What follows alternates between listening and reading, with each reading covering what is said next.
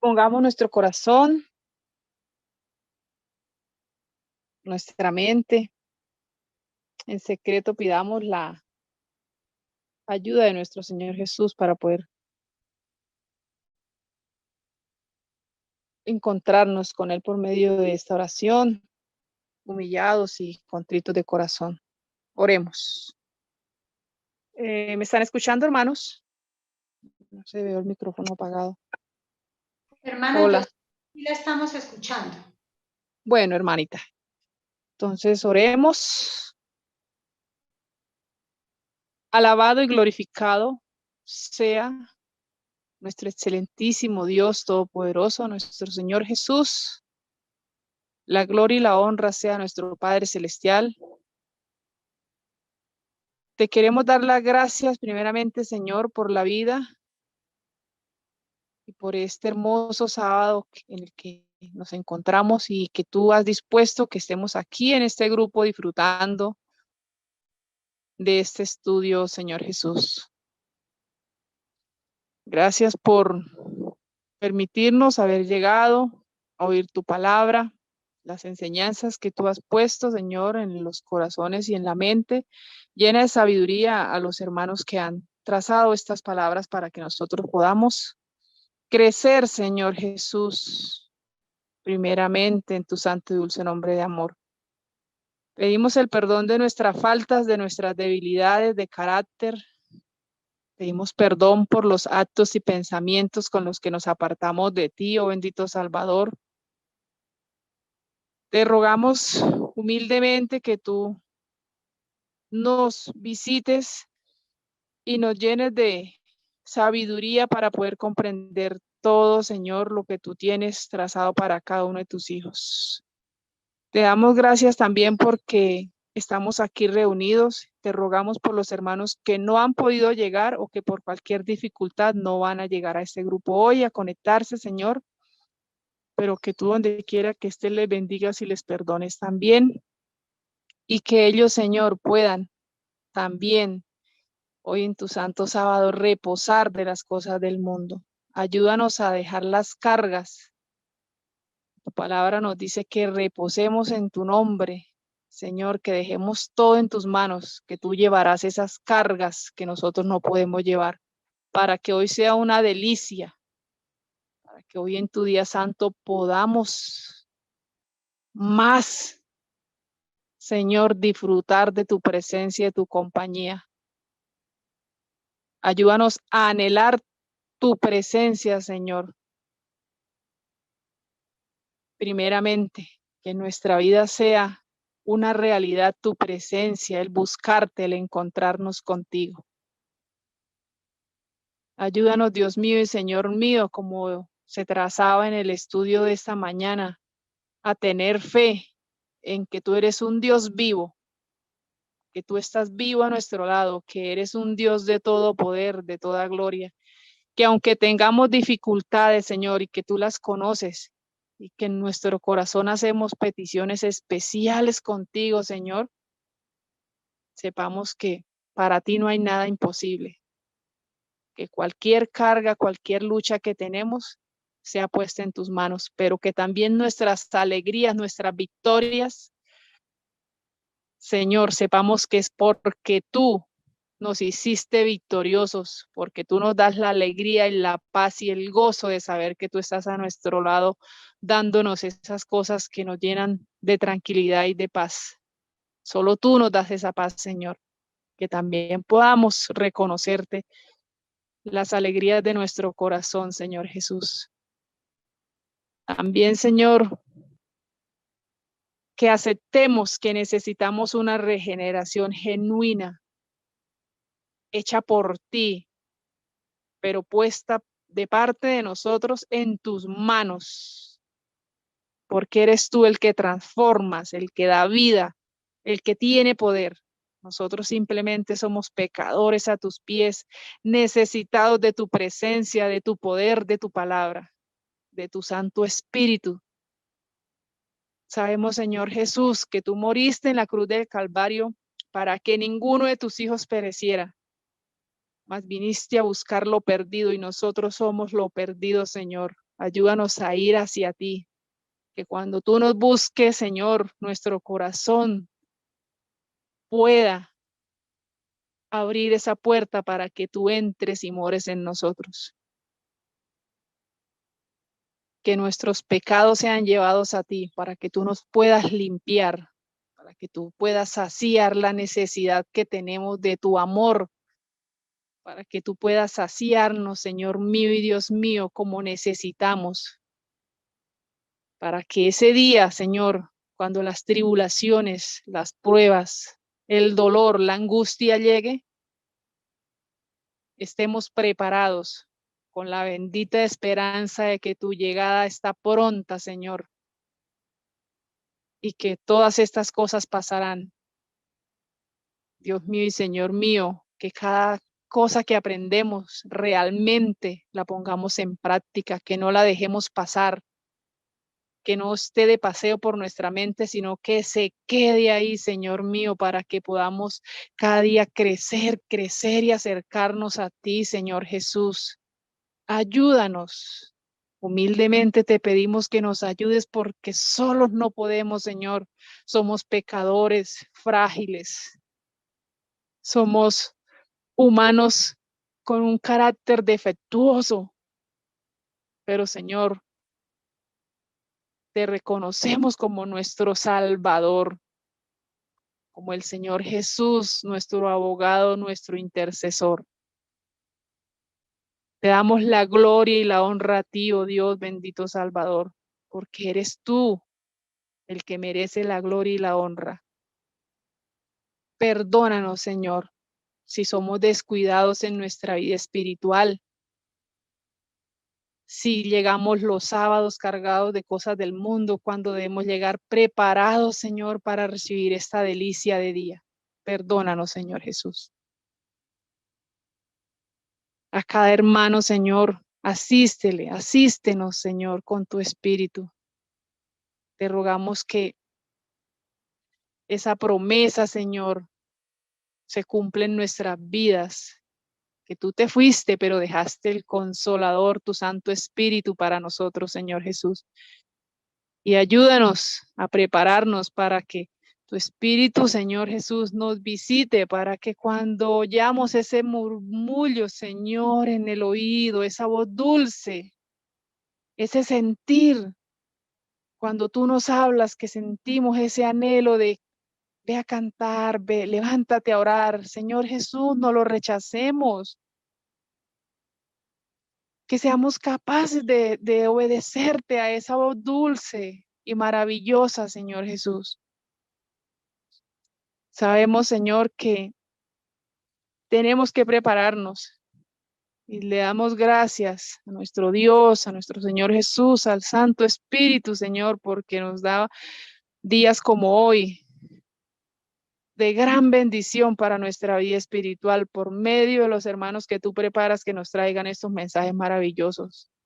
Te damos gracias, Señor, porque sabemos que es porque tú así lo tienes planeado. Y, Señor, porque nosotros no rechazamos tu llamado. Y te agradecemos eso, que tú nos hagas, Señor, sensibles a que no rechacemos tu llamado en cada momento, Señor Jesús.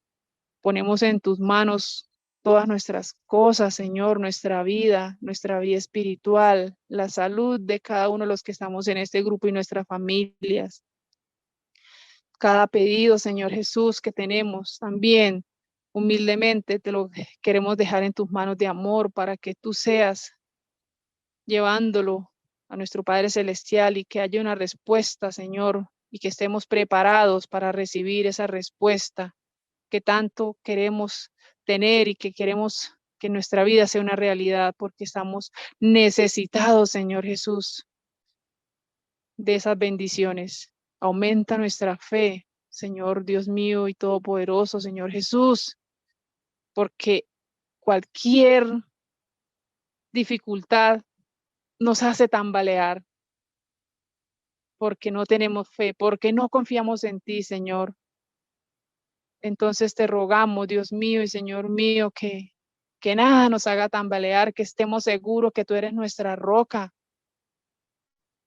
que estemos seguros, Dios mío, que con tu mano derecha toda poderosa nos va a sacar de donde nos metamos, Señor, por desobedientes. Ayúdanos a ir por el camino detrás de ti, Señor, por la senda que nos lleva a tus pies.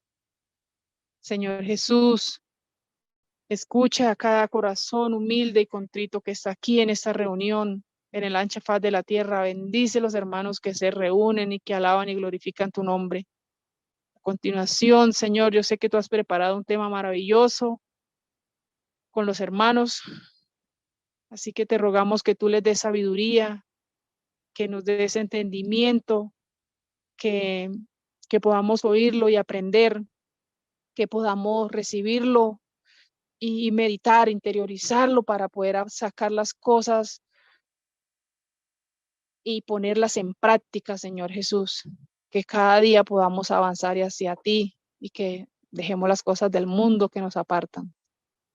No hay méritos en nosotros, Señor, pero sabemos que con humildad y Señor, y tú sabes que muchas cosas nos duelen. Muchas, Señor Jesús. Tú sabes que cuando nos apartamos de ti, muchas cosas nos duelen. Nos duele apartarnos de ti, aunque el mundo nos guste, nos duele, Señor Jesús. Así que te rogamos que tú nos perdones, nos limpies, que te quedes con nosotros en el resto de día, acompañándonos y bendiciéndonos en el sagrado y dulce nombre de amor de Cristo Jesús, Todopoderoso. La gloria y la honra sea a nuestro Padre, nuestro Hijo, nuestro Espíritu Santo, tu Hijo y tu Espíritu Santo, Señor. Amén y amén. Apocalipsis 3, 1 al 6. Escribe el ángel de la iglesia en Sardis, el que tiene los 7 espíritus de Dios y las 7 estrellas, dice esto. Yo conozco tus obras, que tienes nombre de que vives y estás muerto. Sé vigilante y afirma las otras cosas que están para morir, porque no he hallado tus obras perfectas delante de Dios. Acuérdate, pues, de lo que has recibido y oído, y guárdalo y arrepiéntete. Pues si no velas, vendré sobre ti como ladrón, y no sabrás a qué hora vendré sobre ti. Pero tienes unas pocas personas en Sardis que no han manchado sus vestiduras, y andarán conmigo en vestiduras blancas, porque son dignas.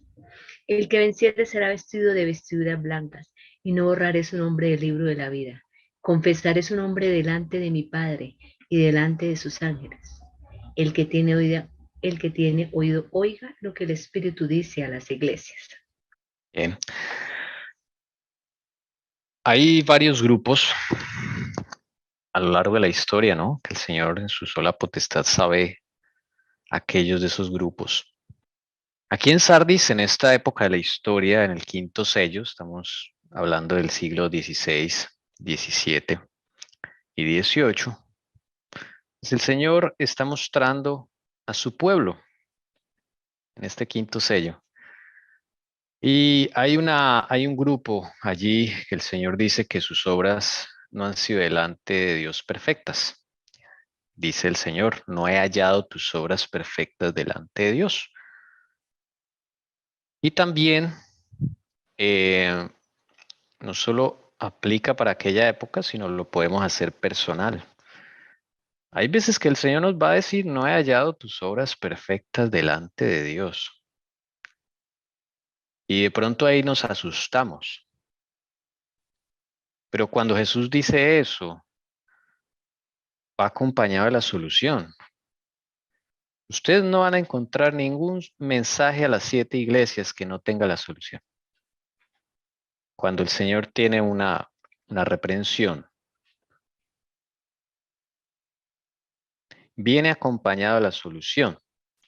Entonces, no tengas miedo cuando el Señor te diga en tu corazón, no he hallado tus obras perfectas delante de Dios, o por medio de algún evento histórico, de algún personaje, los que estamos viendo, por medio de un himno, por medio del mensaje Palabras de Vida del Gran Maestro. Por muchos medios el Señor te puede mostrar que tus obras no son perfectas delante de Dios. Pero recuerda siempre que Jesús viene con un mensaje para salvación, para sacarte de ese estado. Y en el caso de Sardis dice acá, acuérdate pues de lo que has recibido y oído, y guárdalo y arrepiéntete. Ahí está la solución a ese grupo en el cual el Señor Jesús no halló sus obras perfectas. ¿Qué tenían que hacer? Hacer una labor de acordarse. Acordarse de lo que han recibido y oído, de las promesas del Señor, de lo que Jesús te ha dicho antes, porque a nosotros se nos olvida, por eso dice, acuérdate. Y guárdalo en tu corazón, ¿sí? Medítalo, atesóralo, valóralo, escudriñalo, que estés seguro que entiendes qué es lo que has recibido y oído. Y entonces va a haber, como digo yo, un resultado del arrepentimiento, ¿no? Porque nosotros ni eso podemos hacer, arrepentirnos, es un don del cielo el arrepentimiento. Entonces el Señor le da a Sardis estos pasos. Entonces, si aquellos de Sardis hacían esto, pues iban a dejar de tener las obras imperfectas delante de Dios. ¿Ok? Porque son las obras de Cristo las perfectas. En otras palabras, el Señor les está diciendo, queridos hijos de Sardis, sus obras no son perfectas delante de Dios, porque las únicas obras perfectas delante del Padre son las que se generan por medio de Jesucristo, no otras. ¿Ok? Eso es lo que le está diciendo el Señor. Y ese grupo tiene esperanza. ¿Sí? Hablamos esta semana con mi esposa, decíamos, cuando Jesús, o sea, cuando alguien no tiene solución, ¿cómo sé cuando alguien ya no tiene solución? Entonces uno mira casos en la Biblia, por ejemplo, Herodes, dice el Espíritu Profecía que él ya no había nada que hacer con él. Así lo dice el Espíritu Profecía. ¿Y qué hizo Jesús con Herodes? Pues nada, porque no había nada que hacer. ¿Sí? No hizo nada. No le habló ni una sola palabra, no hizo nada. ¿Por qué? Porque Herodes ya no tenía salvación. Así lo dice el Espíritu Profecía. Entonces, en el deseo toda la gente lo puede ubicar. Si Jesús está hablando aquí, tus obras no son perfectas delante de Dios, es porque ellos tienen solución. No han sido desechados de Dios. ¿Okay? Ese mensaje me parece pues maravilloso, hermanos. O sea, esa forma de pensar, ¿no? Porque casi siempre que nos dicen, el Señor te va a dar rejito, ¿sí? El Señor te va a dar rejo. El Señor te va a reprender. Entonces ya el enemigo, nuestros temores, por medio de nuestros temores, nos hace sentir que ya no hay solución, que ya tú te perdiste. ¿Por qué? Porque confías en tus obras, confías en lo que tú puedes hacer y no en lo que Cristo puede hacer contigo. El mensaje que el hermano Alcira nos estaba compartiendo ahora con palabras de vida del gran maestro. Entonces, para que tengamos una nueva perspectiva en el nombre de Jesús, de que cuando Él habla, nos reprende, no es que ya todo se perdió, ¿no? Todo lo contrario, Él viene con las obras de Él. Mire que Sardis, el problema es que sus obras no eran perfectas porque no eran las de Cristo. ¿Y qué le da a Jesús para hacer? Obras. Mire, acordarse, eso es una obra que a veces dice, ¿y ahora qué tengo que hacer? Acordarse, hacer labor de introspección, es decir, acordarse de su vida, como decía la hermana Alcira ahorita, los recuerdos, hermano, la niñez, la infancia, lo que me hirió, lo que recuerdo y todavía se me corta la voz, se me aguan los ojos, ahí hay un problema. Acordarse, eso no es así nomás, acordarse, hay mucho que acordarse. ¿Cuántos años tienes? Imagínate todo lo que nos tenemos que acordar. Eso es una obra, ¿sí? Guardarlo, meditar, ¿qué significa esa obra de guardarlo? Y entonces viene el arrepentimiento, ya voy delante de Jesús caigo de rodillas. Ahí no hay necesidad de decir, hermanos, vamos a arrodillarnos. No, es que tú caes de rodillas, o sea, no te dan las fuerzas cuando ves tu condición delante de Cristo, y eso es un arrepentimiento genuino, un don del cielo. Y ahí se cumplen esas palabras. Entonces, eso es lo que tenemos que hacer. Así como Sardis, algunos de ese grupo lo hicieron y listo, solucionado, siguieron adelante. Y esta es una época de la historia muy dura, hermanos. Sí, nuestra época también es muy dura, muy dura. Cada uno en su esfera vivió cosas duras, pero el Señor siempre tuvo, recuerden, la reprensión, pero con la reprensión viene la solución. ¿Listo? Pasamos entonces a el estudio histórico que estamos siguiendo. Y vamos a pasar, bendito sea el Señor, a otro capítulo del conflicto de los siglos, cumplimiento de ese quinto sello en el que estamos. Ya vimos a España, hemos visto varios países, ¿no? Hemos estado revisando el recorrido que nos hace el conflicto de los siglos. Por allá me acuerdo que hace meses ya comenzamos con Bohemia, lo que actualmente es República Checa. Después nos fuimos para Alemania con Lutero. Después nos fuimos por allá a Suiza con Zwinglio. Después nos fuimos por allá a Francia con Lefebvre, Calvino, Farel, todos ellos. Después nos fuimos a España con todos estos mártires tan terribles que les tocó y varias historias así. Y ahora nos toca el turno para irnos a los Países Bajos. Bueno, bendito sea el Señor. Vamos a irnos a los Países Bajos y Escandinavia, porque así se llama este capítulo. Este capítulo, ese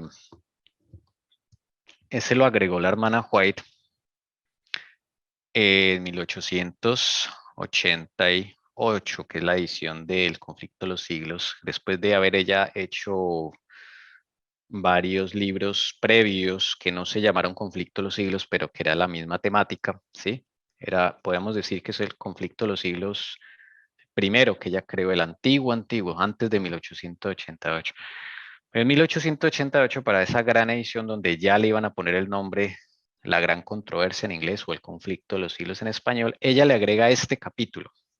De ahí entonces nos vamos a esta región, ¿no? Entonces, vamos a meditar un momento en cómo está el mundo en esa época, otras como a retomar, a ver un panorama, analizar, ¿sí? Vamos a ver los Países Bajos y después, cuando lleguemos, vamos a Escandinavia, dependiendo de lo que el Señor nos vaya dirigiendo. ¿Listo? Entonces, ¿cómo está el mundo? ¿Cómo está el mundo? Aquí vemos un mapa de quién dominaba el mundo en el siglo XVI a nivel político. Este es el mapa del Imperio Español. Vamos a analizarlo un poco. Vamos a verlo. Me pareció muy importante este mapa porque nos da como un panorama de lo que está sucediendo ahí en el mundo. Es un cambio, es tremendo lo que está sucediendo. Bueno, vamos entonces a explicar cada colorcito. Vamos a ver lo que significa. ¿Ok? Este mapa es un mapa donde muestra las diferentes tierras del Imperio Español. ¿Ok?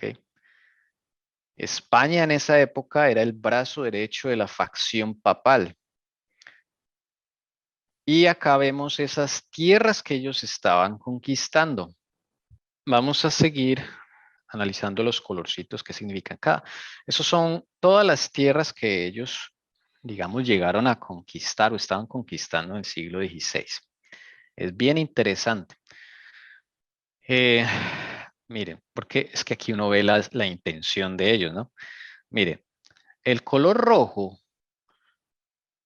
es las tierras que ellos tenían en la América hispánica, ¿ok? En la América hispánica. todo lo que veamos de color rojo. Entonces vamos a ver que ellos eran dueños de casi todo lo que hoy es Estados Unidos. ¿Sí notan? Inclusive esta zona donde ustedes ven ahí Luisiana, voy a agrandarla un poquito para que se vea mejor. Ustedes se fijan, esta zona de Luisiana abarcaba hasta lo que hoy en día es Canadá, inclusive. Y todo el resto de Estados Unidos de hoy, ellos eran dueños de esas tierras. O las conquistaron, pues, no dueños, pero las conquistaron. Lo que es Florida, Miami, todo eso era de ellos. Noten que hay una franja pequeña de Estados Unidos que no era todavía de ellos. Pero se nota la intención, ¿no? Se nota la intención. Y ahí bajamos México, todo Centroamérica y vemos Suramérica. Extenderlo un poquito acá. ¿Ok? Ellos dividían América en virreinados. ¿Ok? Ese fue como el sistema de gobierno en esa época. Virreinados. Noten cómo se llamaba antes la zona de lo que hoy es Estados Unidos. Se llama Virreinato de Nueva España. ¿Ok? Disculpen que está en inglés, pero no conseguí el mapa en español. Pero aquí vamos explicando. ¿Listo? O sea que Estados Unidos, junto con México y todo Centroamérica, todo eso era el Virreinado de Nueva España. Ese era el nombre antiguo. ¿Ok? O sea, eso era español. La parte de lo que hoy es nuestro país, Colombia, junto con Venezuela y Ecuador, eso se llamaba Virreinado de la Nueva Granada. ¿Ok? Virreinado de la Nueva Granada. Y lo que hoy es Perú, Chile, Bolivia y sí, un segundo, me estoy acordando ya. Lo que hoy es Perú y Chile se llamaba el Virreinado de Perú. Todo eso se llamaba el Virreinado de Perú. Lo que hoy es Perú y Chile. ¿Listo? Esa parte roja que vemos acá de Argentina y Bolivia, eso se llamaba el Virreinado del Río de la Plata. Todo eso era digamos, un solo país, por decirlo así. ¿Ok? Esa es la parte de América. Más algunas pequeñas tierras costeras acá que estaban ya conquistando. Lo mismo en América del Norte. También hay unos puntos que ya estaban conquistando, ¿no? Eso es la parte de lo que ellos tenían en América. O sea, llegaron a cubrir todas esas tierras. ¿Listo? Eso es lo que se llama la conquista de la América hispana de España. Pero esta parte azul resulta que eso lo conquistaron los portugueses, porque es lo que hoy en día es Brasil, aquí donde mi esposa y yo estamos viviendo. ¿Listo? Esa franja azul es de Portugal, pero resulta que en 1580 el gobierno español es el mismo del gobierno portugués. O sea que desde 1580 esas tierras pertenecieron también al Imperio Español y eso hasta 1640, ¿ok? O sea que hasta Brasil también llegó a pertenecer esa franja llegó a pertenecer al Imperio Español. Eso es increíble cómo este imperio conquista y conquista y conquista, ¿no? Ahora vamos aquí a Europa, África. ¿Listo? Y de aquí, donde ustedes ven la parte verde, son los territorios colonizados en África por parte del Imperio Español. Entonces eran más poquitos. Y donde ven un letrero azul, son territorios que ellos tenían por medio de la conquista de los portugueses. En otras palabras, los portugueses desde 1580 terminan trabajando para ellos, ¿sí? Lo mismo en Asia. Todos los letreros azules, mire, ellos tenían tierras por todo el mundo. Prácticamente todo el mundo, ¿sí? Tenían punticos, punticos, tierritas, tierritas, ¿sí? En Asia, Golfo Pérsico, todo eso tenían tierras, tierras, tierras, tierras. Lo que hoy es India, China. La parte naranja es lo que hoy es en día Filipinas. ¿Ok? Filipinas, allá más cerca de Australia. Esto se llamaba las famosas Indias Orientales Españolas. Así se llamaba antes las Filipinas, porque era territorio español. Y por eso es que allá tan lejos hablan español. Usted va a Filipinas, allá le hablan español. ¿Sí? Entonces, ¿por qué pertenecía al Imperio Español? ¿Ok? Y finalmente, la parte de Europa. Miremos a Europa. Aquí está Europa. Bueno, pues Europa, como ustedes ven, las tierras rosaditas, o fucsias, podemos decir, son las tierras de la corona española en Europa. Desde luego, pues España es de ellos, ¿no? Ese es como su centro administrativo. Ahí es donde está realmente el imperio del papado, ¿sí? Con Carlos V. Ya no está en Alemania, ya no está en Francia, está en España. Y pues Portugal, que Portugal llegó a ser de España, ¿ok? Durante 60 años, el mismo rey de España fue rey de Portugal. Y las tierras fucsia rosado, aquí, es lo que tenía España en Europa. Mire, tenía la mitad de Italia.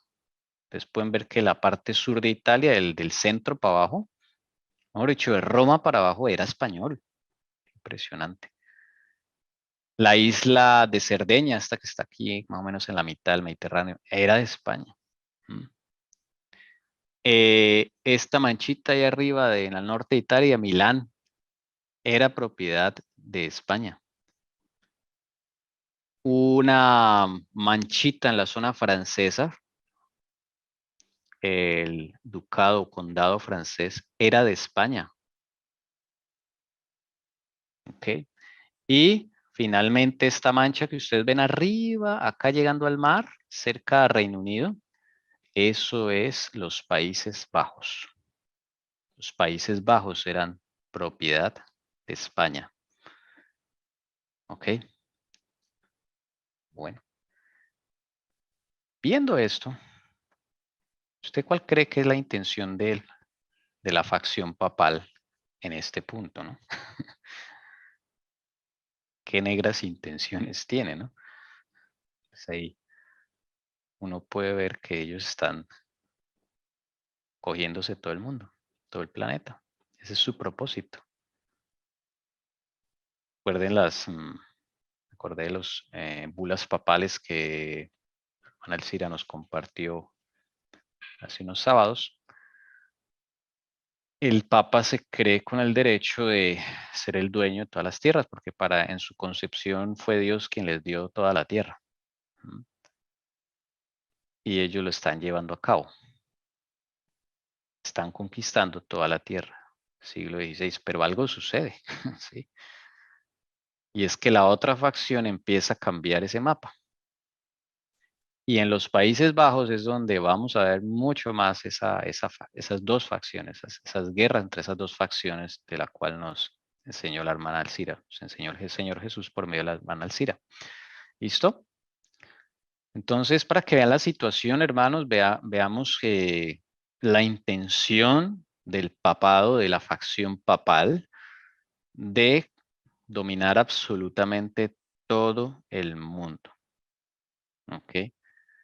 Pero está la otra facción, la facción romana, imperial, que esa no va a dejar que eso suceda. Y Dios permite esa situación para que llegue la reforma, ¿sí?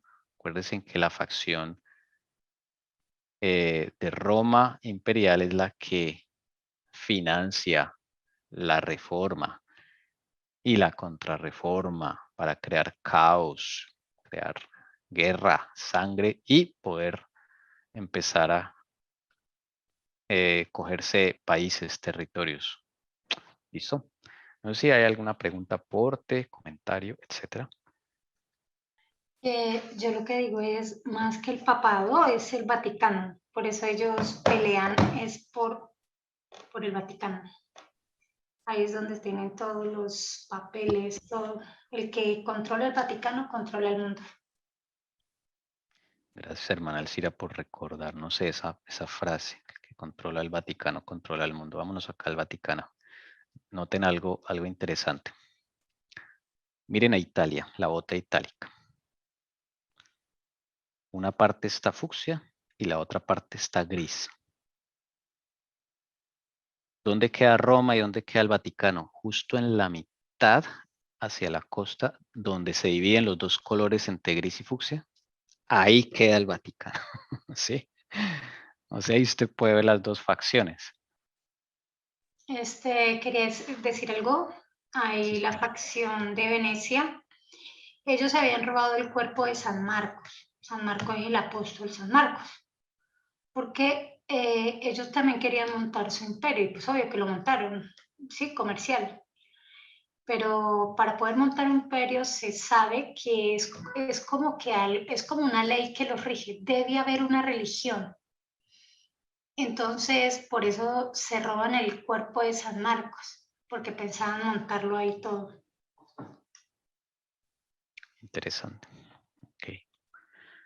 Entonces, es para que veamos el macro, cómo está la situación del mundo a partir del siglo XVI.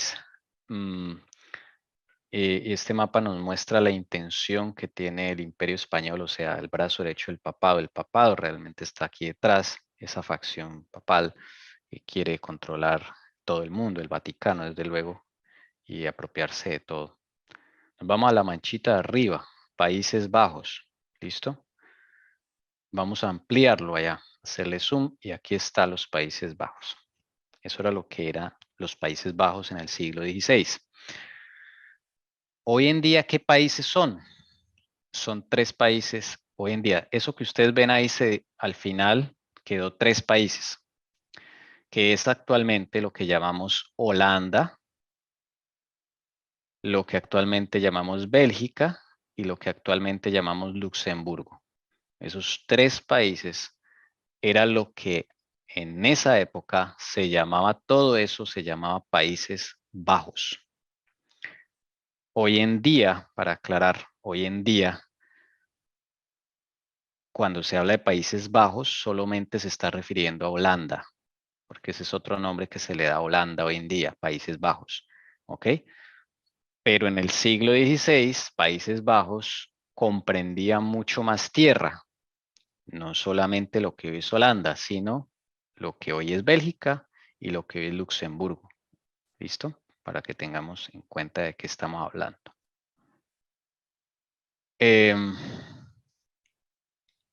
Estos territorios que ustedes ven en diferentes colorcitos, provincias, son 17. ¿Ok? Son 17. Entonces noten que acá hay una provincia que se llama Luxemburgo. Eso después va a dar origen a lo que hoy en día es Luxemburgo. ¿Ok? Miren que hay una provincia que se llama Holanda. ¿Sí? Entonces hoy en día Holanda es toda la parte norte de todas estas provincias. ¿Sí? Y abajo, Flandes, Artois, Henao, todo eso es lo que hoy va a ser Bélgica. ¿Listo? Más o menos. Para que tengan una idea. Bien. ¿Qué era los Países Bajos en esta época? Los Países Bajos era una fuerza naval impresionante. Como ustedes pueden ver, es lo que tienen salida al mar. Sí, la situación de esta gente cuando llegaron a este territorio fue difícil porque ellos fueron arrinconados literalmente por el Imperio Romano. Arrinconados. La tribu germana que conquistó esta este terreno que ustedes ven ahí, fueron los frisios. ¿Ok? Los frisios. Esa es la tribu bárbara, como se llama en la historia, o la tribu germana que llegó a este lugar, se llaman los frisios, perdón. Por eso usted ve acá una provincia que se llama Frisia, ¿sí nota? Porque por allá, cuando llegaron las tribus romanas, estamos hablando por ahí del siglo IV después de Cristo, están arrinconados por el Imperio Romano, arrinconados, llegan a esta zona y esta zona encuentran es puro pantano. Ya no tienen para dónde ir, ya no tienen qué hacer. Es como que tú llegas a un sitio y de ahí en adelante ves que eso es cenagoso, pantanoso, unas cosas así, un bosque espeso, pantanoso. Y ahí no hay nada que hacer. Entonces, ellos dicen, si nos vamos adelante en ese pantano tan terrible, pues nos morimos muchos ahí, vamos a perecer. Y si nos devolvemos, ahí está la guardia romana, las legiones romanas y nos van a acabar. Los frisios se enfrentan a una gran decisión. ¿Qué hacemos? Perdón, hermanos. ¿Qué hacemos los frisios? ¿Echamos para adelante o nos devolvemos a pelear y perecemos? Mejor dicho, es como elegir cómo quieres morir, ¿sí? Pero no, ellos dijeron no, enfrentemos el pantano. Enfrentemos el pantano. ¿Y esta gente qué hizo? Empezó a llevar tierra de donde no era pantano hacia donde es pantano. Ellos empiezan a llevar tierra, tierra, tierra, tierra, tierra, tierra. Y se convirtió en una tierra, suelo fértil además, fuerte, tierra firme. Ese pantano era por debajo del nivel del mar inclusive. O sea, era como una cosa ya hundida en la tierra. Ahí no había como nada que hacer, pero ellos dijeron, yo digo cosas de Dios porque, sí, ellos dijeron no avancemos y empiezan a echar tierra. Recuerden que los germanos, las tribus germanas no eran ignorantes de las cosas del cristianismo, ¿no? Porque los libros de historia dicen que todos eran paganos, malos, crueles, ruines, ¿sí? Pero hay varios que conocían la palabra de Dios. Y los frisios dijeron, vamos adelante con ese pantano. Y empiezan a llenar ese pantano de tierra, tierra, tierra, tierra, tierra, tierra. Y esto es lo que ustedes ven como Países Bajos. Por eso se llama Países Bajos. Porque lo que encontraron ahí fue un pantano donde se hundían. Y les tocó rehacer la tierra realmente. Eso me parece impresionante. Rehacer la tierra.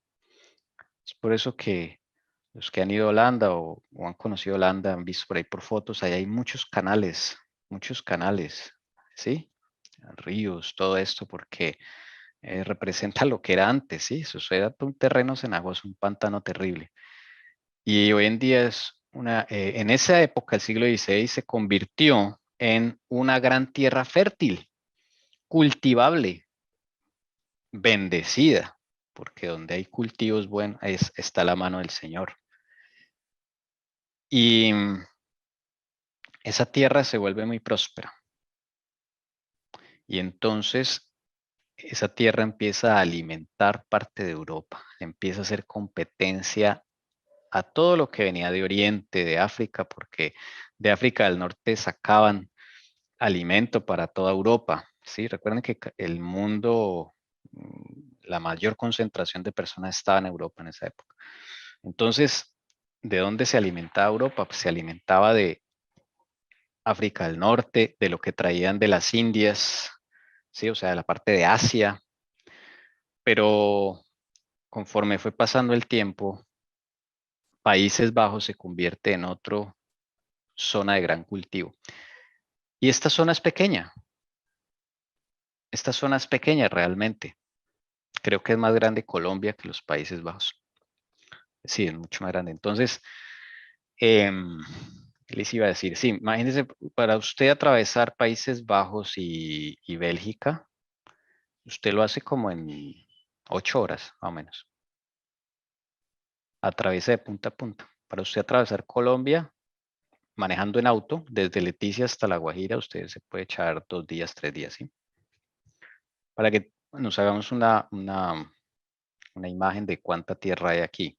Pero esto se recorre en unas 8 o 10 horas, recorre ya todo, de punta a punta. Menos ir de Bogotá A a Medellín, Bucaramanga a o a Bucaramanga, algo así, Medellín. o Medellín, sí, tal cual. Gracias, hermana Alcida. Esa es la tierra que hay ahí. No es mucha, pero es muy próspera. Y entonces los fricios empiezan a construir embarcaciones porque pues la salida al mar les da beneficios para comerciar con Reino Unido, que está ahí cerquita. Reino Unido no sé acá en el mapa, pero está más o menos por acá, a su mano izquierda, ¿sí? Entonces ellos empiezan a tener comercio y con las tribus de allá al norte, Escandinavia. Entonces ellos empiezan a volver fuertes. Construyen una fuerza naval impresionante. Para que se hagan una idea, el número de embarcaciones que tenía Países Bajos en el siglo XVI es igual a todas las demás embarcaciones que tenía toda Europa junto. Era impresionante. 500 embarcaciones diarias pasaban por los puertos de Países Bajos. 2000 carruajes de carga se veían cruzar por semana. Y ese comercio marítimo creció bastante. Y la ciudad más importante en ese momento era esta que está acá en todo el centro. Si ven acá eso que se llama Amberes, una mancha amarillita acá. Eso es Amberes. Amberes llegó a ser un rival de Venecia, ¿ok? En comercio marítimo. Y se llegó a convertir, claro, ellos empiezan a alimentar a Europa también, ¿sí? Aparte de que llegan cosas del mar, también tienen suelo fértil y empiezan a alimentar a Europa. O sea, muy clave, muy clave. Y en Amberes es un puerto clave para toda Europa, ¿ok? Es por eso que en Amberes allá se imprimen todas las Biblias de Europa. Y vimos que en Amberes se imprimió la primera Biblia o Nuevo Testamento en español también. Allá se imprime todo porque allá no hay Inquisición. ¿Por qué no hay Inquisición? Bueno, no lo sé. Me imagino que la otra facción controla eso, no lo sé. O sea, sí hay Inquisición, pero no cogen a nadie. Me imagino. Ahí controla la facción de Venecia. Claro. Ok, ahora tiene sentido. Gracias, hermana Elcira. Ahí no pueden, digamos, nadie lo cogieron ahí en Amberes. Sí, como ustedes ven, el que, por ejemplo, los que vimos la vez pasada en España, que el que se fue allá a imprimir la Biblia en español, la pudo imprimir, no hubo ninguna restricción. El problema fue salir de Amberes, sí, porque al salir de Amberes la Inquisición estaba por todos lados rodeando Amberes, o sea, por eso fue un milagro que ese hombre saliera.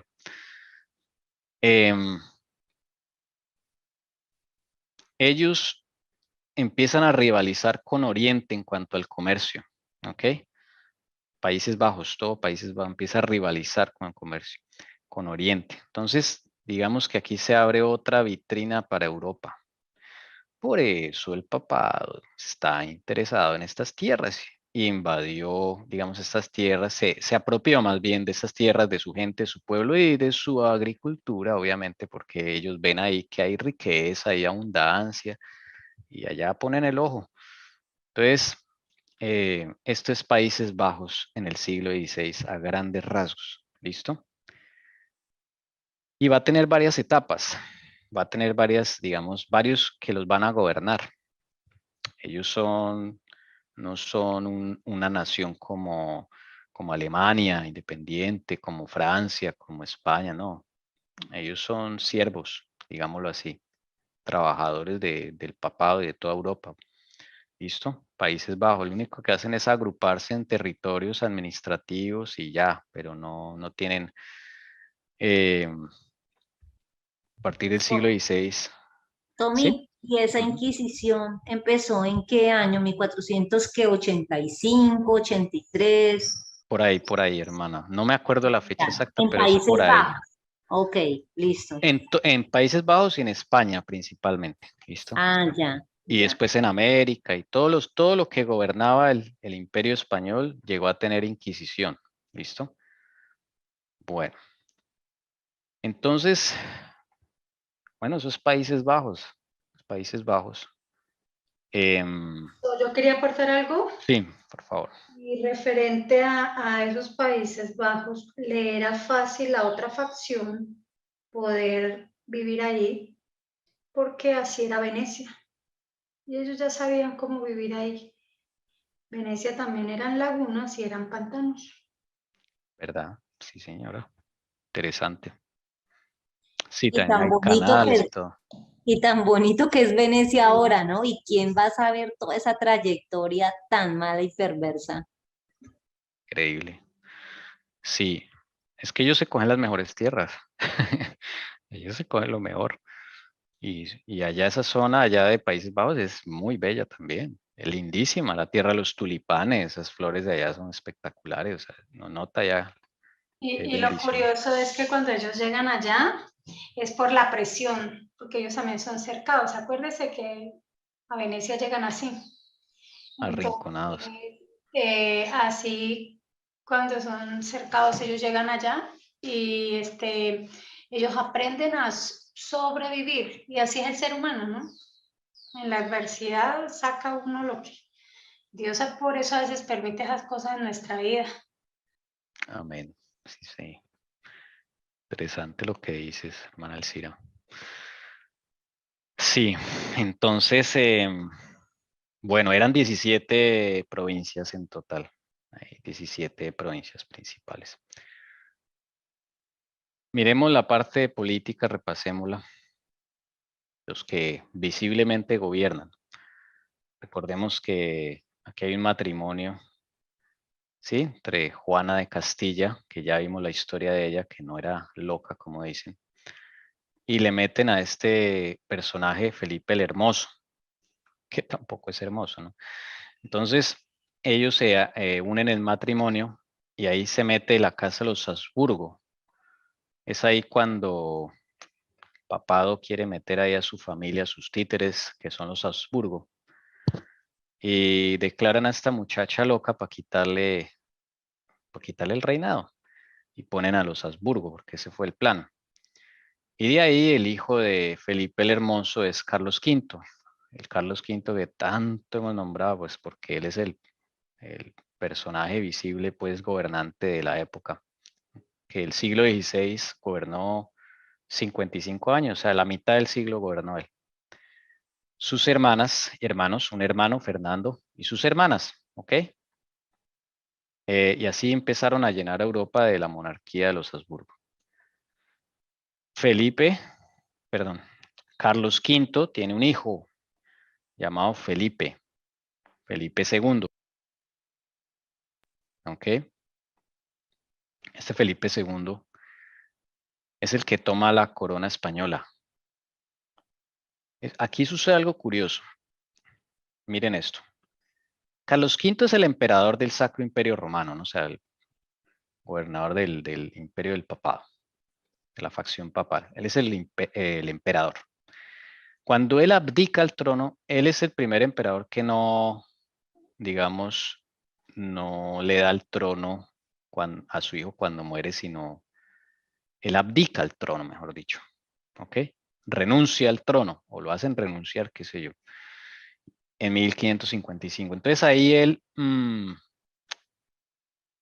la corona de emperador, el título de emperador, se lo deja a su hermano, o por las leyes que hay, su hermano queda de emperador, Fernando.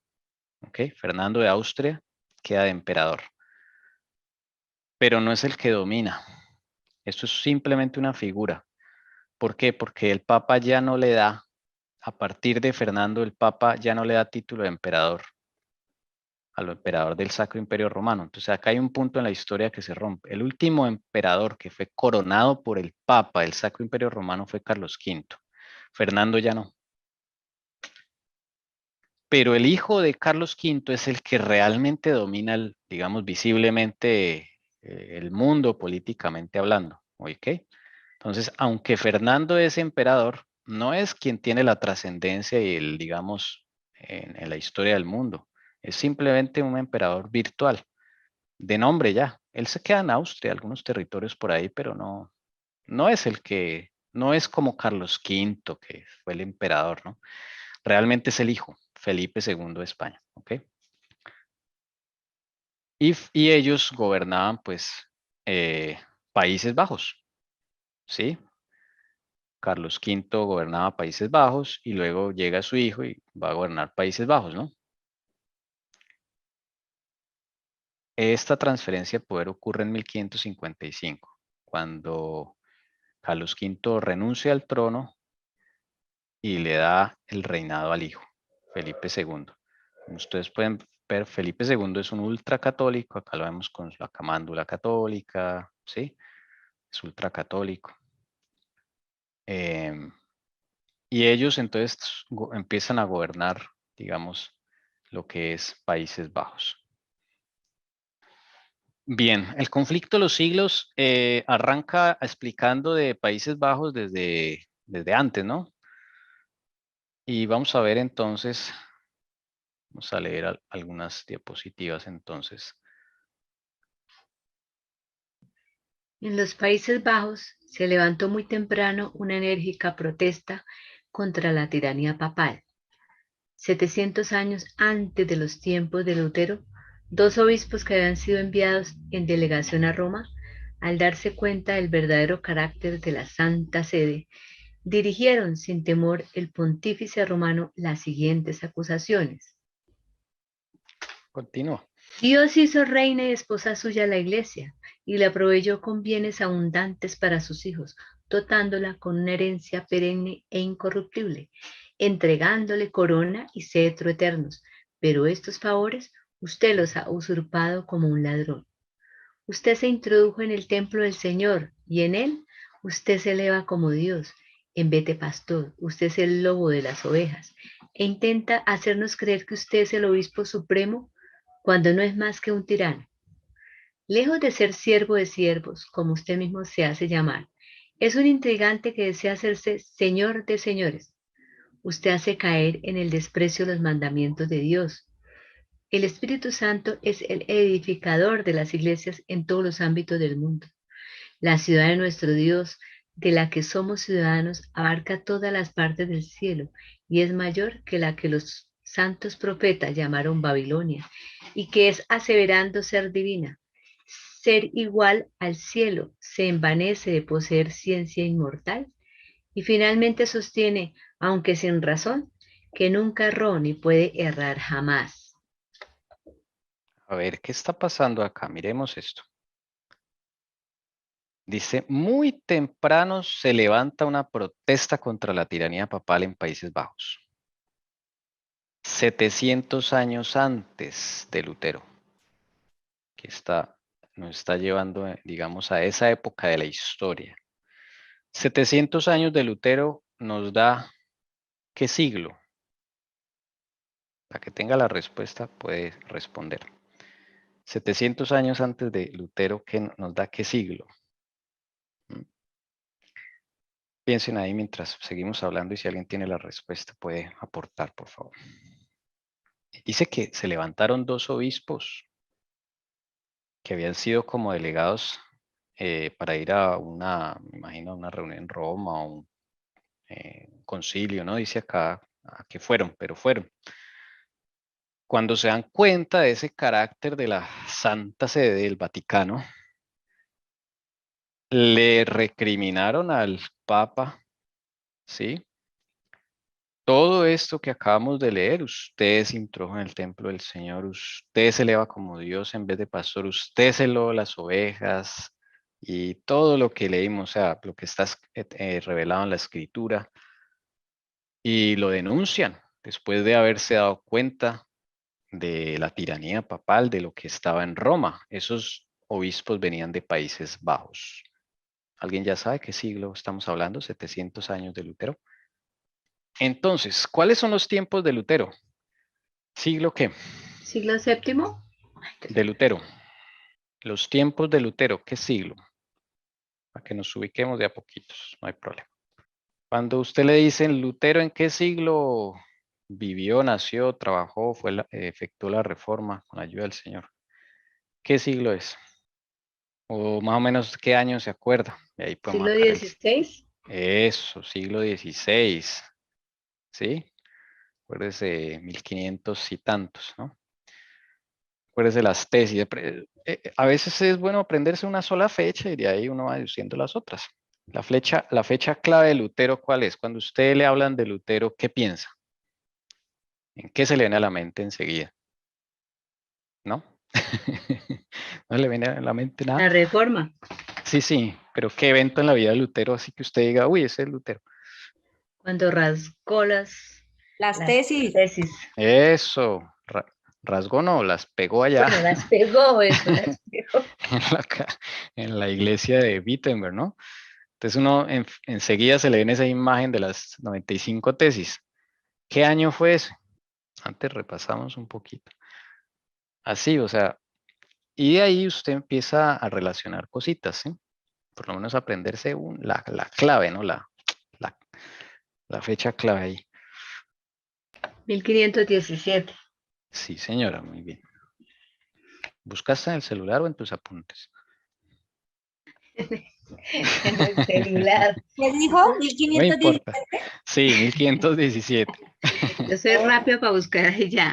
Ah, Está pero bien. bueno, el Señor te dio Estamos ese aprendiendo. talento, muy bien. Si no todos tenemos ese talento de buscar rápido, y no, buscas muy rápido. Gracias, mamá, muy bien. Entonces, 1517, siglo XVI, iniciando el siglo XVI, 1517.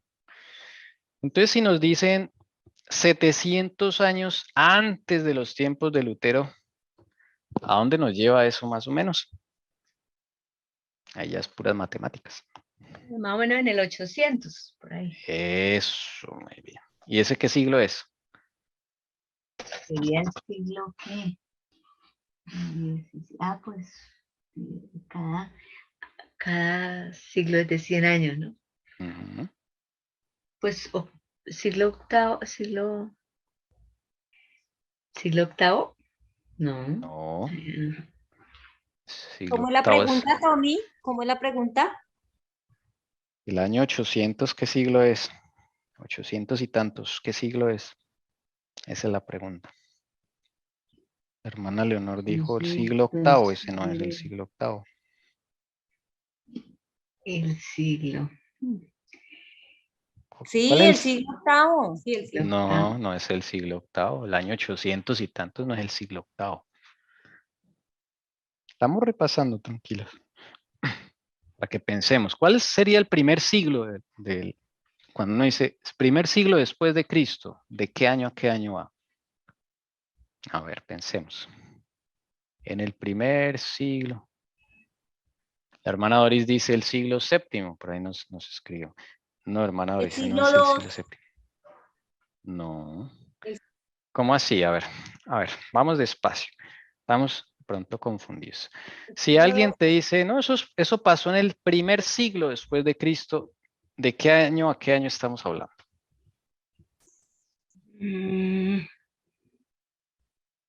El primer siglo después de Cristo es. ¿De qué año a qué año estamos hablando? siglo XVII. No, escuchen la pregunta. ¿De qué año a qué año va el siglo primero después de Cristo? Los 100 primeros años de la era cristiana. Eso, fácil. O sea, ¿de qué año a qué año? ¿De qué número a qué número? Del 1 al 100. No, del 1 al 99. Ah, bueno. ¿Listo? Bueno, del 1 al 99, el primer siglo. Listo. Si decimos el segundo siglo después de Cristo, ¿de qué año a qué año va? Pues será del 100 o el 101 al 201. Del 100, porque no incluimos el Al 100 en el 200. anterior. Ah, ya. Del 100 al 199. Mm, ¿Ok? 200 ya marca otro siglo, que es el tercero. 300 marca otro siglo, que es el cuarto. 400 marca otro siglo, que es el quinto. El año 500 marca otro siglo, que es el sexto. El año 600 marca otro siglo, que es el siglo séptimo. El año 700 marca otro siglo, que es el octavo. Y el año 800 marca otro siglo, que es el siglo noveno. Bueno, ahí tienen para repasar en la semana. Listo. Ay, Tommy, Sí, señora. otro recorderizo otra vez. A El ver, si primer no hay siglo problema. después de Cristo es del 0 al 99, ¿cierto? Del 1 al 99. Del 1, ok, ya, el 1. Y el ¿Listo? segundo, El segundo siglo, del 200. no, del Del- 100 al Del 199. 100 a 199, sí, señora. El tercero, Del 200. del 200 al 299. Sí, y ahí sigue. Ahí sigue a Perfecto, ya, ahora sí lo entendí. Entonces, Eso. El- cuando tú hablas de ahora sí la pregunta que nos hiciste. ¿Cuál fue la pregunta? Em, hicimos como que, 3 preguntas. Ya. que a qué Entonces, siglo el pertenece año 800 y tanto, es el ¿a año, qué siglo pertenece? el año, ok. De si ya estamos ahí del Ajá. siglo en siglo, ya Sí, ok. podemos saber. Ajá. ¿Sí? El Sí, 800 y tanto, entonces sería el siglo ¿qué? del 800 sería el siglo, ya te digo. el siglo noveno. Siglo Sí, noveno. porque Ok. ajá, Ajá, sí. desde el lunes. Siglo noveno. Vamos a ponerlo aquí. Siglo noveno. Sí, ajá. Por allá en el 800 y tanto, cuando hablamos por allá de Carlomagno, ¿sí? Por allá estamos en esa época. Pueden revisar los videos de ahí en el canal de YouTube. Ahí pueden revisar algunas cositas. Bueno, entonces desde esa época, miren que hay obispos que protestan contra la tiranía de Roma. Usted dice, ¿cómo así si los obispos luego no son católicos? ¿Y cómo así que están regañando al Papa? ¿Sí notan? Ahí dice, en los Países Bajos se levantó muy temprano, o sea, siglo noveno, una enérgica protesta contra la tiranía papal. Muy antiguo eso. Los obispos se paran y dicen, no, esto es terrible lo que están haciendo en el Vaticano. Por eso dirigen sin temor. ¿A quién le dicen esas palabras? Al pontífice romano de ese momento. ¿Sí? La verdad no sé cuáles son esos dos obispos. ¿Mm? Y no sé cuál era el papa de ese momento, porque aquí no dice y la referencia, pues la verdad no tuve tiempo de meterme mucho en eso, ¿sí?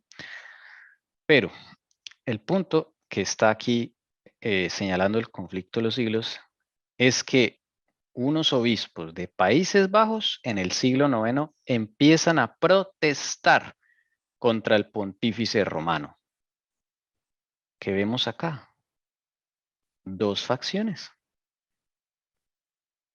Desde el siglo IX se están, o antes, mucho antes, yo no sé hasta desde cuánto antes están en guerra. ¿Sí notan? Aquí la Iglesia Católica ya estaba mostrando que está dividida. Siglo IX. Y esos papas están protestando contra el Papa. Esos obispos están protestando contra el Papa. ¿Sí notan? Ahí ven una guerra, ahí vemos una guerra interna, un conflicto que se está ahí al interior de la Iglesia Católica. Están peleando entre ellos. Hay algo allí, hay dos facciones. Ahí, desde ahí la podemos ver, mire. Clarito. ¿Sí? Ese obispado allá en los Países Bajos fue establecido en el 695 por el Papa Sergio I. ¿Ok? Y ese Papa Sergio era un papa que nació en el Imperio Bizantino, del Imperio Bizantino. ¿Ok? El Papa Sergio I que estableció el obispado en Países Bajos por primera vez en la historia. Fue Sergio I. ¿Listo? A los que están anotando pueden anotar allí. Sergio I, ¿en qué año? 695. Llega, digamos, podemos decirlo así. Llega la presencia católica a Países Bajos. Con obispado. Y ese Papa Sergio era un papa del Imperio Bizantino. O sea, no era de Italia. ¿Ok? Era de Turquía, por allá de Siria, la región por allá del Asia Menor, o sea, lo que hoy es Turquía. Y llega allá hasta Países Bajos. Pero esos va pasando el tiempo, o sea, estamos en el 695, se establece ese obispado, y luego acá el conflicto de los siglos nos dice que en el siglo IX se agarran, por así decirlo, se protestan contra el pontífice romano. Ahí se ven las dos facciones, ¿sí notan? Algo sucede ahí, ¿ves? Y le dirigen estas palabras que son muy fuertes, pero están en la escritura. Usted se hace llamar Dios, ¿sí? Usted se eleva como Dios, mire. Ellos no están diciéndole cosas fuera de lo que está en la Biblia, le están diciendo palabras que están en la Biblia, creo que está en Tesalonicenses capítulo 5, Primera Tesalonicenses capítulo 5, si no estoy mal está eso, que se hace pasar por Dios. Le están diciendo al Papa, usted se cree Dios, mire, usted se eleva como Dios, en vez de pastor. Usted es el lobo de las ovejas, le están diciendo. Todo eso está en la escritura, hermanos. Entonces, esos son los primeros protestantes que hubo en Países Bajos, esos dos obispos, de los cuales no se nombra quiénes son. Probablemente no se sabe. Pero es muy temprana esa protesta y usted puede ver que la reforma viene, digámoslo así, de protesta, más bien protestantismo en el sentido de protestar contra el Papa, viene desde mucho antes, viene desde, ¿sí? Ese conflicto es muy antiguo, ¿ok? Entonces esos fueron, digamos así, los primeros protestantes de Países Bajos. ¿Listo? Bien. Entonces estamos en el siglo IX, año 800 y tanto, está pasando esto, protesta. Ese obispado, vamos a leer de ese obispado en estos últimos 20 minuticos que nos queda, acerca de este obispado que es interesante. Dice, la Iglesia de Roma en los Países Bajos se ve en el siglo XIII, floreciente en poder y riqueza. Los obispos de Utrecht se habían convertido en los papas del norte. Uy, ¿cómo así? Es raro eso, ¿no? ¿No es que había un solo papa? Cosa tremenda. Los Si papas. ven, hermano, lo que nos estaba contando la hermana Elcira, lo estamos leyendo. Esto viene desde mucho antes. Es impresionante esto.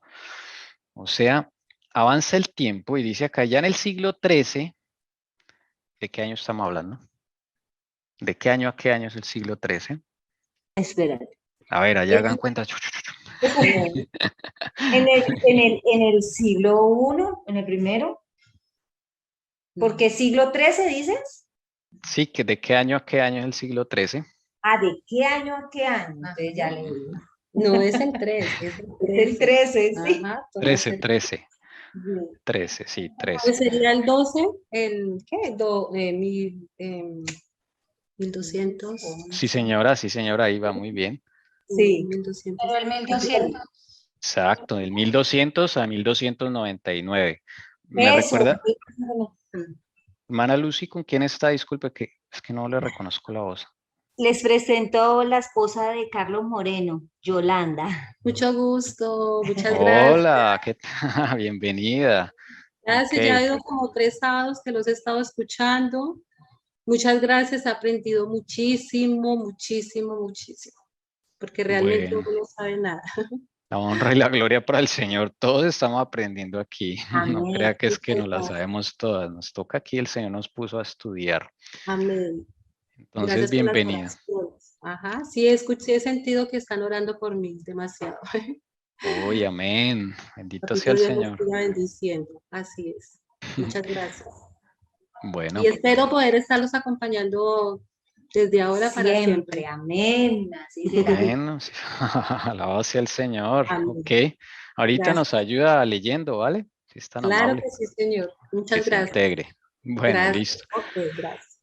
Bien por la respuesta entonces del 1200 al 1300. ¿Ok?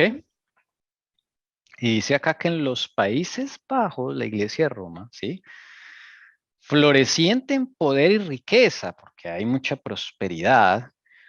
Hay unos obispos, o sea, el mismo obispado de Países Bajos, solo que acá es en una región que se llama Utrecht, se pronuncia Utrecht, esa CHT se pronuncia como una G de gato, Utrecht. Se habían convertido en los papas del norte. ¿Cómo así? Esos obispos, o sea, se volvieron poderosísimos. Imagine para que lo llamen los papas del norte. Vamos a volver al mapa acá. Mire, aquí está Países Bajos. Utrecht es esta manchita rosadita. Aquí está Utrecht. ¿Listo? Y ahí se ubicó ese obispado, como la sede principal de ese obispado de todos los Países Bajos era ahí. Esos obispos de Utrecht, mire, tenían su escudo de armas, su bandera, o sea, era toda una cosa bien organizada. Llegaron a tener tanto poder que se convirtieron en los papas del norte. Mire, pues no hay un solo papa.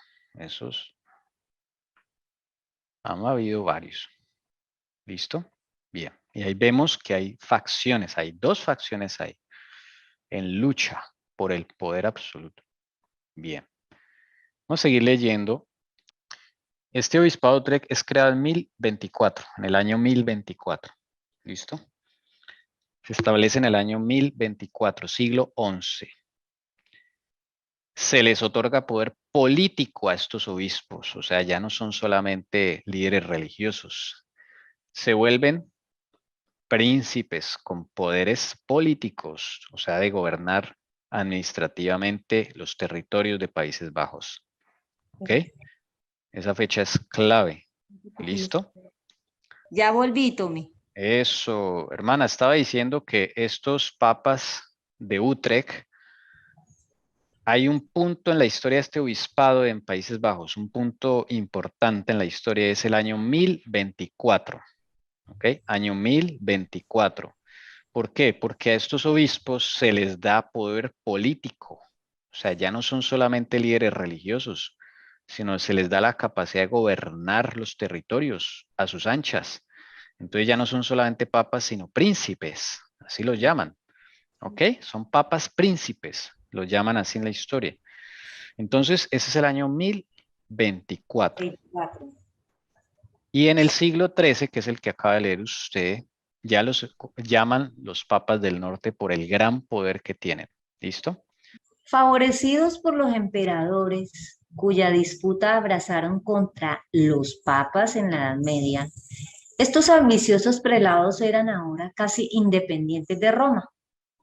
Dice Brandt, el historiador de la Reforma de los Países Bajos, no daban lugar ni a los reyes ni a los emperadores en el estado y la magnificencia de su corte.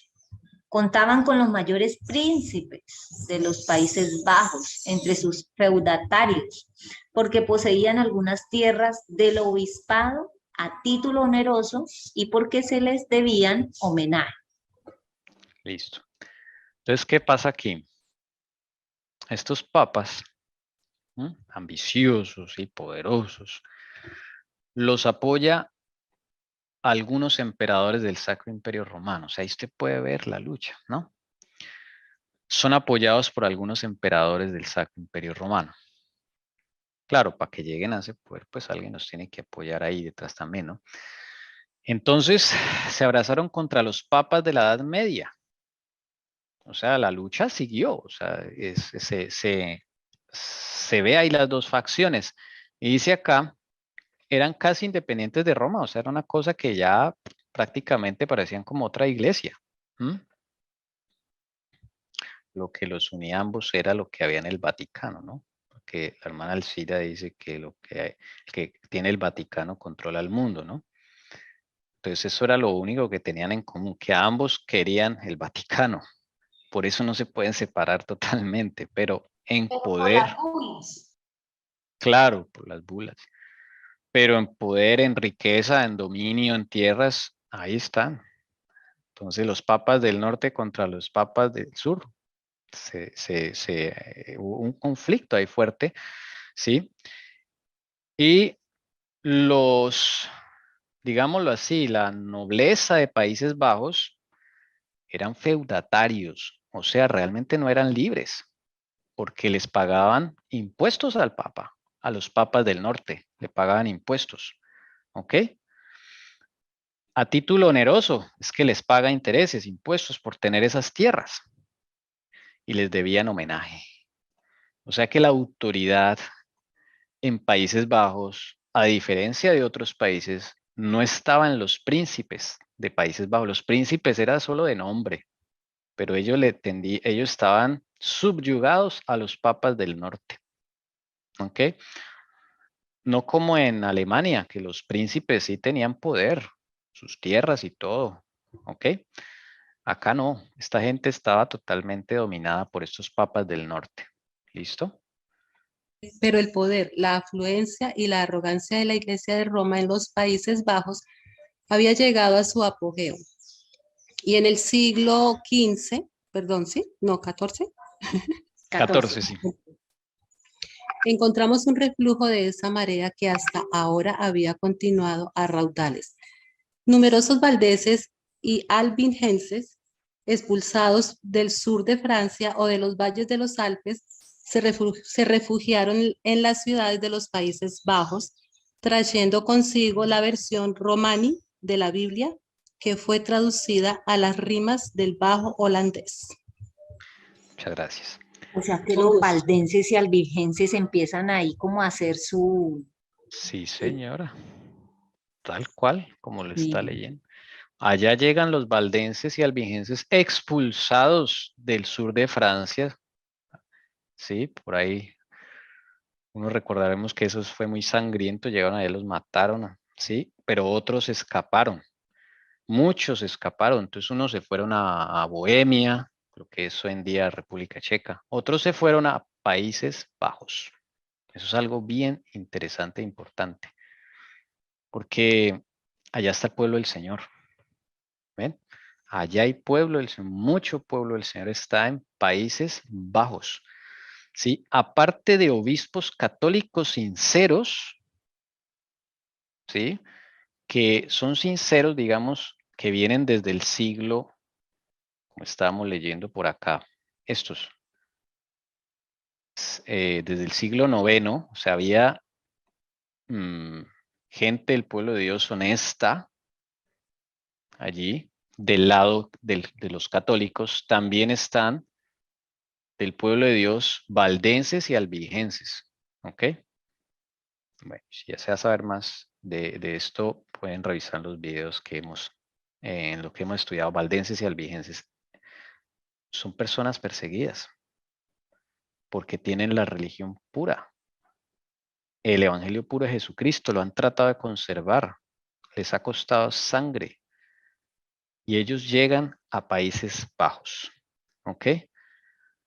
Y entonces, allá ellos tienen la libertad de imprimir la Biblia, de traducirla al bajo holandés. Bajo holandés es el holandés antiguo de esa época, ¿ok?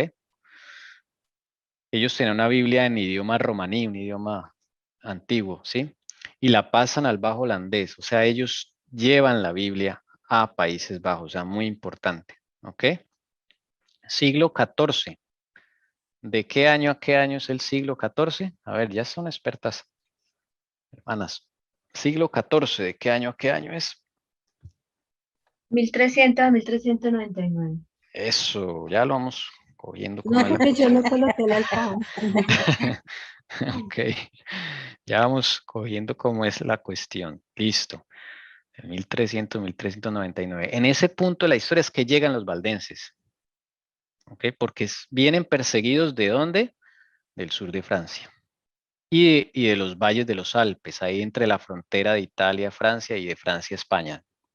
Bueno, ellos van hacia donde pueden, ¿no? Y hacia donde el Señor los dirige, porque imagínense, el pueblo del Señor es el remanente, hermanos. Entonces ellos llegan, parte de ese remanente se sitúa en Países Bajos. Y la obra que hacen allí es maravillosa porque los Países Bajos, la gente de los Países Bajos tienen acceso a la Biblia desde mucho tiempo antes, siglo XIV. ¿Ok? Del 1300 al 1399 ocurre esa maravilla. Entonces, ese es el ambiente que se vive en Países Bajos, ¿sí? En medio de esa guerra de dos facciones, ellos están gobernados por los papas del norte, allá no gobierna el papa del Vaticano en el sur, no, allá gobiernan los papas del norte, llegan los albingenses, allá no hay persecución, ¿sí?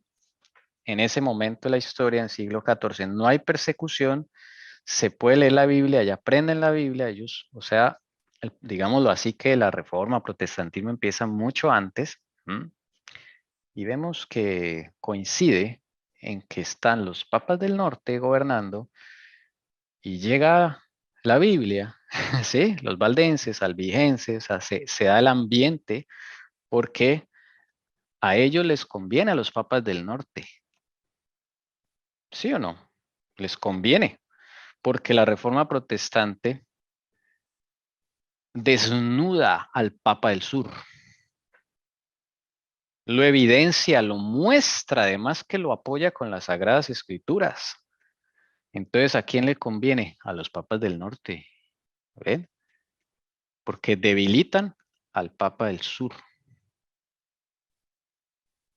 Yo creo que ahora en Países Bajos, por eso a mí por lo menos me veo las dos facciones aquí, esta guerra tan tremenda, se evidencia un poco más, ¿sí?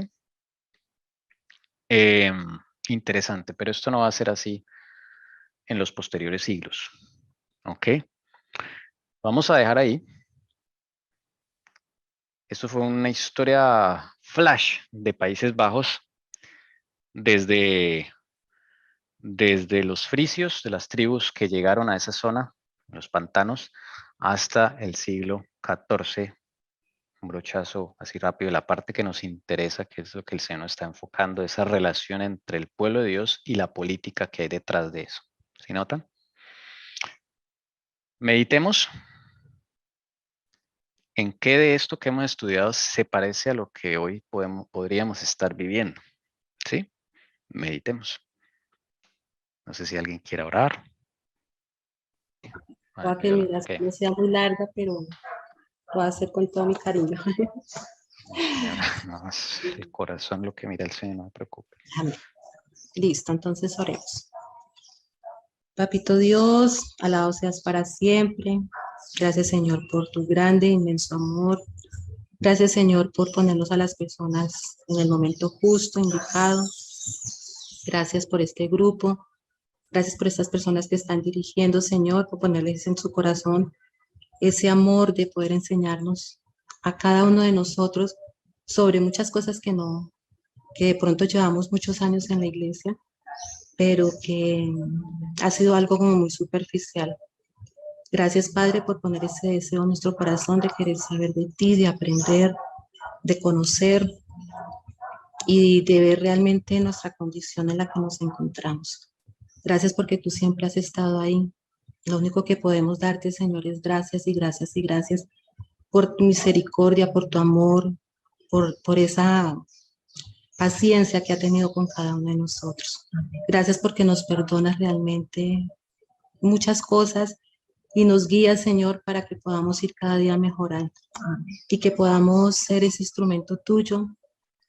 Y gracias porque a pesar de nuestra condición, así tú nos utilizas. De lo malo tú utilizas también y aprendemos y podemos enseñar a otros. Gracias por tu inmenso amor, gracias por mis hijas, gracias por aquí, por el hogar de Lucy, por sus hijitos, por su esposito. Ayúdanos cada día a entregar nuestra vida a ti, nuestros hogares, que sabemos que tú estás obrando en ellos, Padre. Ayúdanos cada día a ser luz, y no solamente luz, sino ese testimonio para primeramente nuestro hogar y a los que somos cartas leídas, Señor. Ayúdanos a que con nuestros pensamientos, con nuestras palabras, con nuestras acciones, podamos reflejar ese amor tuyo. Te agradezco por este sábado, por las personas que están aquí en este momento, que tú seas en ellos, obrando cada día, y más que obrando, Señor, te agradezco porque sé que estás obrando en cada uno de ellos. En el nombre de Jesús te agradezco todo tu inmenso amor. Amén.